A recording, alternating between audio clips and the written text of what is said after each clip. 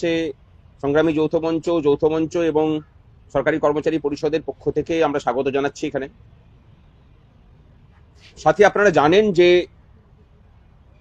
দীর্ঘ আইনি লড়াইয়ের পরে এই রাজ্যের কর্মচারী, পেনশনার এবং শিক্ষক শিক্ষিকাদের যে বকেয়া মহার্ঘ ভাতা 1 এপ্রিল 2008 থেকে 31 ডিসেম্বর 2019 এই সময়কালের মধ্যে পঞ্চম বেতন কমিশনের যে বকেয়া মহার্ঘ ভাতা ছিল, সেই নিয়ে বিভিন্ন কোর্টে লড়াইয়ের পরে মহামান্য সর্বোচ্চ আদালত অর্থাৎ সুপ্রিম কোর্ট রায় দেয় যে মোট যে বকেয়া তার 25% এক্ষুনি মিটিয়ে দিতে হবে এবং বাকি 75% সেটা কতগুলো ইনস্টলমেন্টে কখন কখন দেওয়া হবে তার জন্য একটা 4 সদস্যের কমিটি সুপ্রিম কোর্ট ফর্ম করেছেন।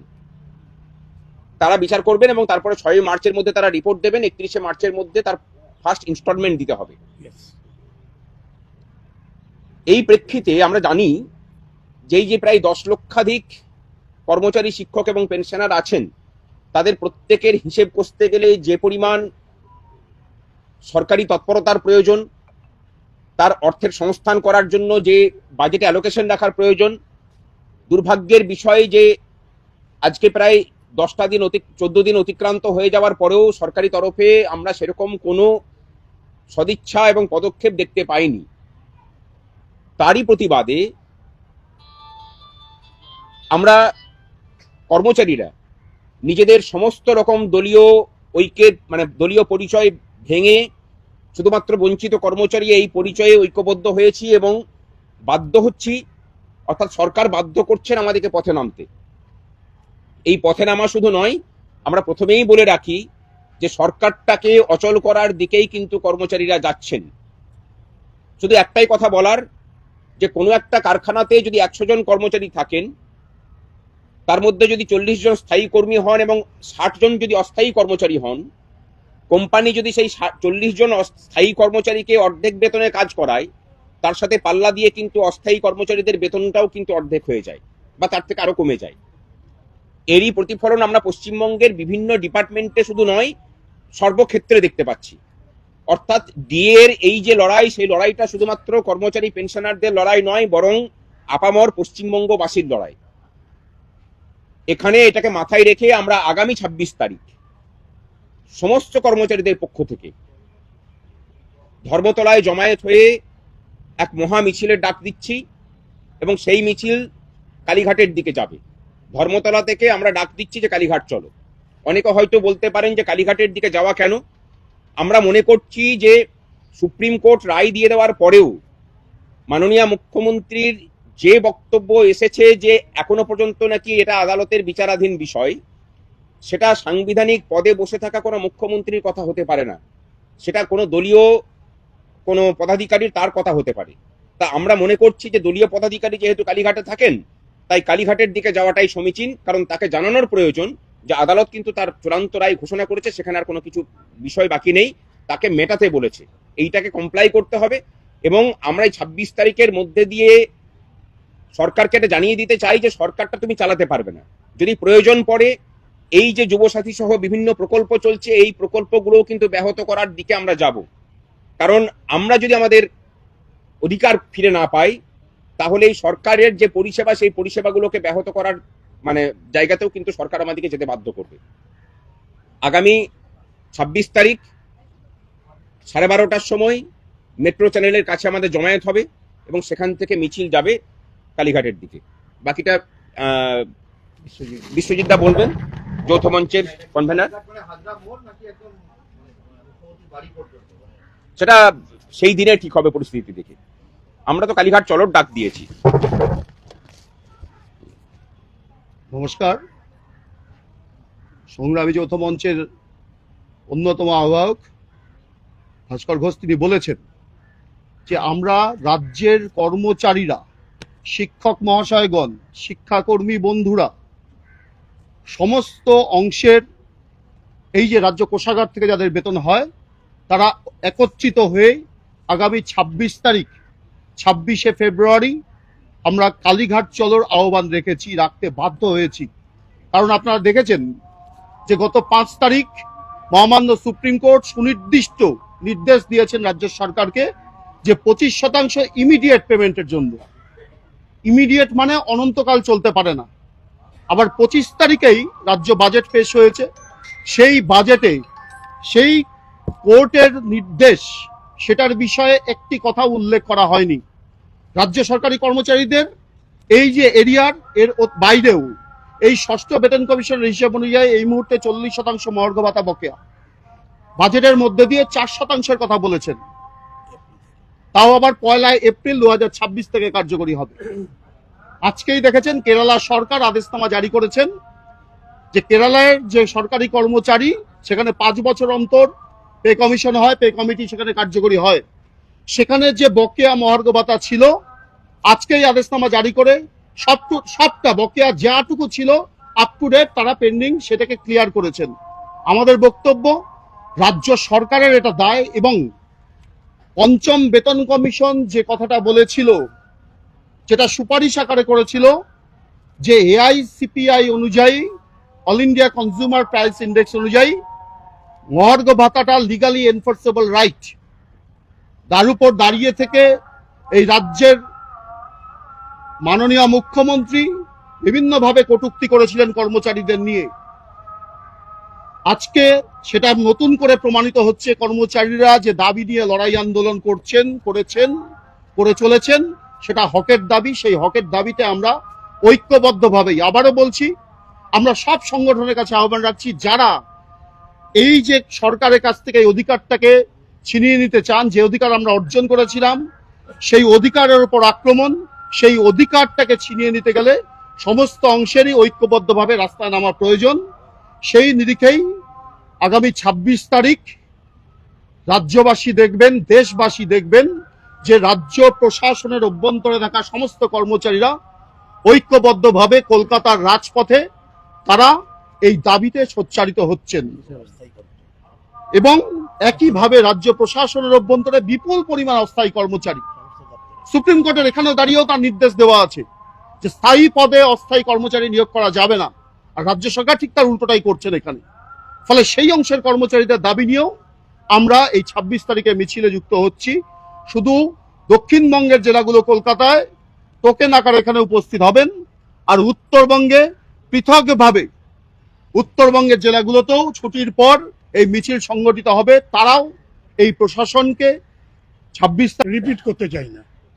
মুখ্যমন্ত্রী সাবজুডিস বলেছেন, তো মুখ্যমন্ত্রী স্যার এসআইআর এর মামলায় yes sir, no sir, please sir, sir please এত কথা বলেছেন। তো 5ই ফেব্রুয়ারি, গত 5ই ফেব্রুয়ারি সুপ্রিম কোর্ট যে রায় দিয়ে মুখ্যমন্ত্রীকে বলে দিয়েছে থামুন প্লিজ, আপনি আর কথা বলতে হবে না, এবং সুপ্রিম কোর্ট একে লেজে বেঁধে দিয়েছে, আষ্টে পৃষ্ঠে বেঁধে দিয়েছে, ডিটেলসটা বলেছে ভাস্কর। তো আমরা জানি যে সরকার আরও টাল বাহানা করবে, আইনি লড়াইতে আরও কিছুটা সময় নেওয়ার চেষ্টা করবে, নানা রকম ফন্দি ফিকিরে যাওয়ার চেষ্টা করবে, কিন্তু শেষ পর্যন্ত লাভ হবে না। কিন্তু তা সত্ত্বেও তাহলে আমরা রাস্তায় কেন নামছি সেটা পরিষ্কার বলে দিল যে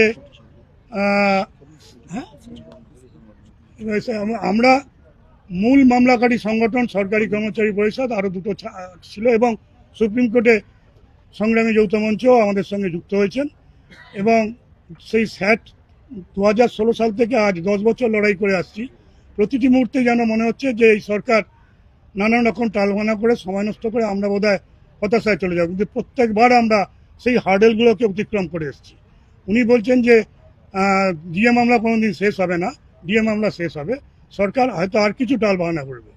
তা সত্ত্বেও আমরা কেন রাস্তায় নামছি ওটা ওরা পরিষ্কার বলেছে যে একটা মুখ্যমন্ত্রী, ভারতবর্ষের কোনো রাজ্যের কোনো মুখ্যমন্ত্রীকে দেখতে পারবেন না যে সরকারি কর্মচারীদের, শিক্ষকদের, শিক্ষাকর্মীদের, ডিএ প্রাপকদের ডিএ দেব না বলে সুপ্রিম কোর্ট পর্যন্ত মামলাকে টেনে নিয়ে যায়।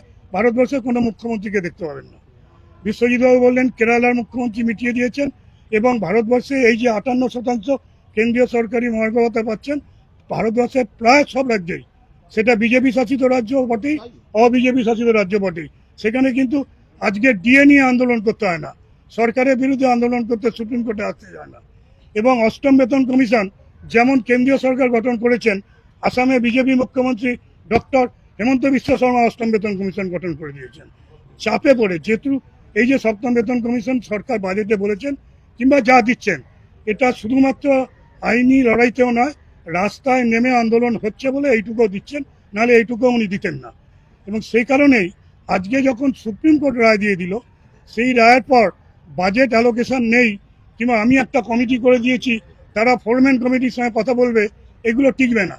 এবং এটা যাতে না টেকে, রায়ের কথা বলে দিয়েছে, এবং এই রায়ের টাকা সরকার কোথা থেকে সংগ্রহ করবে সে দায়িত্ব আমাদের নয়, সরকারের কাছে যাব, প্রচুর টাকা আছে। আর সরকার যদি আমাদের টাকা না দেয়, আমরা যে আন্দোলনের রাস্তায় যে কথা সংগ্রামী যৌথ মঞ্চের আহ্বায়ক ভাস্কর বললেন, আমাদের তখন বাধ্য হতে হবে যে, যেমন চাক্কা জ্যাম বলে একটা কথা আছে, আমাদের তখন একটা পরিষ্কার করতে হবে, সরকারের বিরুদ্ধে আমরা সর্বশক্তি দিয়ে নেমে পড়বো। আমাদের টাকা সাইফন হয়ে চলে যাবে, তার নির্বাচনী বৈতরণী পার হওয়ার জন্য বিভিন্ন প্রকল্পে টাকা বাড়িয়ে, আর আমরা এইগুলো কন্যাশ্রী আমরা করব, যুবশ্রী প্রকল্প আমরা করব, স্বাস্থ্যসাথী, সবুজ সাথী, যুব সাথী করব, আর আমাদের অবস্থা বৃষ্টি থাকবে, এটা আমরা মেনে নিতে পারবো না। তাতে যদি আমাদের চরম সংঘাতে যেতে হয়, তার জন্য আমরা প্রস্তুত। আমরা একটা কথাই বুঝি, রাষ্ট্রহিত মে করেঙ্গে কাম, কামকে লেঙ্গে পুরে দাম। সুপ্রিম কোর্ট বলে দিয়েছে, এবার রাস্তায় নেমে বাধ্য করবো এই মুখ্যমন্ত্রীকে আমাদের বকেয়া দিয়ে দিতে। এবং 26 তারিখেরটা আমি আর ডিটেলস বলবো না, ওরা বলেছেন 26 তারিখে সর্বশক্তি দিয়ে পরিষদ থাকবে, এবং আগামী দিনে যে ধরনের ঝুঁকিপূর্ণ আন্দোলন করতে চায় আমরা নিশ্চয়ই তাদের সঙ্গে চিন্তা ভাবনা করেই এগোবো। এইটুকুই আমার বক্তব্য রাখলাম।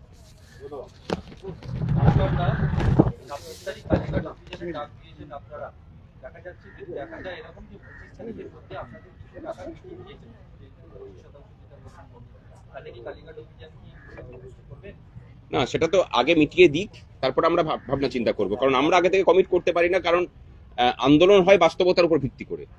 আর আপনি যেটা বলছেন সেটা একটা কাল্পনিক বিষয়, তার উপর ভিত্তি করে হচ্ছে। 25 তারিখে যদি মিটিয়ে দেয়, 25 তারিখ যে মুহূর্তে মেটাবে আমরা আলোচনা করব, আমরা মানে সিদ্ধান্ত প্রত্যাহার করতে পারি, তখন পরিস্থিতি দেখে বিচার হবে। কিন্তু যে জায়গাতে যাচ্ছে তাতে মনে হয় না যে মানে সেরকম কোনো পদক্ষেপ তারা নেবেন বলে। আর সুপ্রিম কোর্টের যে 4 সদস্যের কমিটি, তারাও কিন্তু লিখিত পত্র পাঠিয়েছেন, আপনাদের কাছে খবর আছে কিনা জানি না, নোটিশ পাঠিয়েছে যে আমরা বসতে চাই আপনাদের সাথে। আমরা দেখতে চাই যে কত তাড়াতাড়ি সেই কমিটিকে রাজ্য মানে প্রশাসন তাদের সাথে বসান, সেখানেই তার সদিচ্ছা প্রকাশ পাবে। যদি সেটা না করেন তাহলে বুঝতে হবে যে তার কোনো সদিচ্ছা নেই। কালীঘাট অভিযান নিয়ে পুলিশের তরফ থেকে কিছু বার্তা এসেছে আপনাদের সেদিনকার এই অভিযান নিয়ে? দেখুন, পুলিশের তরফ থেকে কি বার্তা আসবে জানি না, কিন্তু এটুকু জানি যে পুলিশ মহলের নিচের তলার কর্মী যারা আছেন, আইপিএস অফিসার বাদ দিয়ে, তাদেরও কিন্তু ডিএ বাবদ টাকাটা যথেষ্ট পরিমাণেই বকেয়া আছে। আমার মনে হয় সেদিন নীরবে তাদের শরীর না থাকলেও মন আমাদের সাথেই থাকবে। আপনারা কি এই মিছিলের জন্য আদালতের থেকে কোনো অনুমতি নিয়ে আসছেন আগে থেকে? না না, আদালতের অনুমতি কেন নিতে যাব? যেখানে সুপ্রিম কোর্টের রায়কে ইমপ্লিমেন্ট করানোর জন্য আমরা ভাবনা মানে পথে নামছি, অর্থাৎ একটা স্বাধীন দেশে সর্বোচ্চ আদালত সুপ্রিম কোর্ট, তাকে মান্যতা দেওয়ার জন্য এই রাজ্যের কর্মচারীরা পথে নামছেন। তাহলে তো অনুমতি চাইতে গেলে তো সুপ্রিম কোর্টের কাছে অনুমতি চাইতে যেতে হয় যে হে মহামান্য আদালত, তোমাকে মানছে না পশ্চিমবঙ্গ সরকার, তোমাকে মান্যতা দেওয়ার জন্য আমরা পথে নামছি, আমাকে অনুমতি দেওয়া হোক। আমরা অনুমতি কেন নিতে যাব? আগে সরকার যদি কোনো ব্যবস্থা নেয়, তখন যেটা হবে সেটা দেখা যাবে। এর আগেও আপনাদের ওই এলাকায় মিছিল করতে গিয়ে পারমিশন নিতে হয়েছিল কোর্টে, তারপরে পুলিশি বাধার সম্মুখীন হতে হয়েছে একাধিকবার। সেটা তো হরিশ চ্যাটার্জি না হরিশ মুখার্জি স্ট্রিট দিয়ে আমরা যেটা মিছিল করেছিলাম, সেটার জন্য ইয়ে হয়েছিল। কারণ তার আগে পর্যন্ত সেই রাস্তা দিয়ে কাউকে ঢুকতেও দেওয়া হতো না। আপনারা জানেন যে সাধারণ মানুষ সেখানে মানে স্বাধীনভাবে যাতায়াত করতে পারে না, সেখানে আমরা মিছিল করেছি। যদি প্রয়োজন পড়ে আবার মিছিল হতে পারে সেখানে, কিন্তু আপাতত এই যে মিছিলটার কথা বলা হলো, তার জন্য কোনো রকম কোনো পুলিশি পারমিশনের দিকে আমরা যাচ্ছি না। আর যদি বাধা দিতে আসে, তাহলে এর রূপ আরো ভয়ানক হবে, এটুকু বলে দিতে পারি। কন্টেম্পট অফ কোর্ট নিয়ে আজকে সুপ্রিম কোর্টে যেটা হয়েছে সেটার আপডেট কিছু আছে কি? কন্টেম্পট অফ কোর্ট নিয়ে সংগ্রামী যৌথ মঞ্চের পক্ষ থেকে আমরা এই যে 25% ইমিডিয়েটলি মিটিয়ে দিতে বলেছিল, এইটা নিয়ে কেউ কোনো রকম ভ্রমের মধ্যে থাকবেন না। বাকি যে 75% সেটা নিয়ে আমরা কোনো কথা বলিনি। যে 25%টা ইমিডিয়েটলি মেটানোর কথা বলেছে, সেইটার মেটানোর বিষয়ে এই যে অহেতুক কাল বিলম্ব সরকার করছে, আমাদের মনে হয়েছে যে সর্বোচ্চ আদালতের যে রায় ছিল, রায়ের যে স্পিরিট ছিল, ইমিডিয়েটলি তুমি মিটিয়ে দাও, সেটাকে উল্লঙ্ঘন করা হয়েছে। তারই প্রতিবাদে আমরা কন্টেম্পট অফ কোর্টের দিকে গেছি, এবং আশা করি শুনানি হবে আগামী দিনে। এবং আগামী দিনে শুনানি হলে পরে আমাদের এই মামলাতেও গোপাল সুব্রমণিয়ামজির সাথে আমাদের কথা হয়েছে, কন্টেম্পট অফ কোর্টের যে মামলা হবে সেখানে উনিই থাকবেন। অর্থাৎ কলকাতা শহরে যে কোনো মিটিং মিছিল করতে গেলে কলকাতা পুলিশের পারমিশন নেওয়াটা বাধ্যতামূলক। এক্ষেত্রে আপনারা বলছেন কালীঘাট অভিযান করবেন, কিন্তু পুলিশের কোনো পারমিশন নেবেন না বা আদালতেও যাবেন না। পুলিশ যদি এখন আটকান, আমরা কিন্তু বলিনি যে পুলিশের অনুমতি নেব না, আমরা আদালতের অনুমতির কথা বলেছি। পুলিশকে আমরা ইনফর্ম করব, অনুমতি আবার কি? স্বাধীন দেশে আমার রাইট টু প্রোটেস্ট হচ্ছে আমার মৌলিক অধিকারের মধ্যে পড়ে। স্বাধীন দেশের সংবিধান আমাকে রাইট টু প্রোটেস্টের অধিকার দিয়েছে, সেটা আমার মৌলিক অধিকার। আমার মৌলিক অধিকারের জন্য পুলিশের কাছে পারমিশন কি নিতে যাবো? আমি তাকে ইনফর্ম করব যে ওই দিন আমরা যাচ্ছি প্রতিবাদ করতে, তার আইন শৃঙ্খলার যদি কোনো রকম বিঘ্ন ঘটে আমাদের নিরাপত্তা সব সুনিশ্চিত করার দায়িত্ব তোমার। এটুকু। একদম আমরা মানে হিংসাত্মক কোনো কিছু করতে চাই না। এখন যদি সেই দিকে ঠেলে নিয়ে যায় তাহলে তখন তো দেখা যাবে, কারণ মানে যার যখন দেওয়ালে পিঠ থেকে যায়, কর্মচারীদের দেওয়ালে পিঠ থেকে গেছে, একজন দেওয়ালে পিঠ থেকে যাওয়া মানুষ কি ধরনের প্রতিক্রিয়া দেবে সেটা আগে থেকে কোনো কিছু বলা যায় না।